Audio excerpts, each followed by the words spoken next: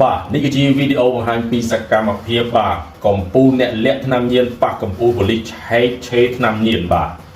នោះបាទវ៉ាវមិនបងលាក់នឹងសក់បាទថ្ងៃបងសក់ពាក់បាទនោះបាទឥឡូវយកប្រដាប់ស្ទង់ប្រដាប់ឧបករណ៍ឆែកឆេរបាទគេវាស់ពីស្ទង់មើលបាទជុំវិញខ្លួនតាមានវាឡូនបាទនោះឥឡូវស្បែកជើងមួយពឹបបាទហ្នឹងហើយឥឡូវឆែកមើលស្បែកជើងឃ្លុកមួយសិនបាទឥឡូវវាហើយបាទវាស្បែកជើងហ្នឹងថ្ងៃបងវ៉ាវបាទហើយជីឡាខ្វាទៀតបាទនោះអត់ឃើញទេ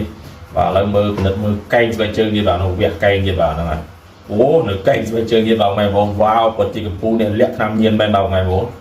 1-0បាទឥឡូវចាប់ដើមបាទឆែកនៅក្នុងវ៉ាលីទៀតបាទយកទៅកាប់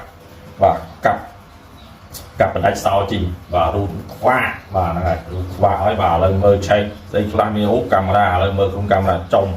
អាចោផ្លោកក្រិននេះលាក់ក្នុងកាមេរ៉ានេះតបគ្រប់មកដល់បាទលាក់ក្នុងក្នុងផងក្នុងនេះផងបាទក្នុងម៉ាស៊ីនផងបាទមួយនឹងឆ្នាំស្អីខ្លះហើយបាទមានលេខពួយចំណោះបាទនោះ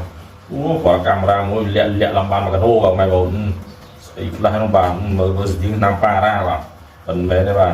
ឆ្នាំញៀនហ្នឹងបាទម៉ែបងបាទឥឡូវឆែកមើលឆ្នាំនោះថ្មិញទៀតនោះបាទអស់បាទមើលច្បាច់មើលជីងសិនវ៉ាវច្បាច់ជីងទឹកអីបាទ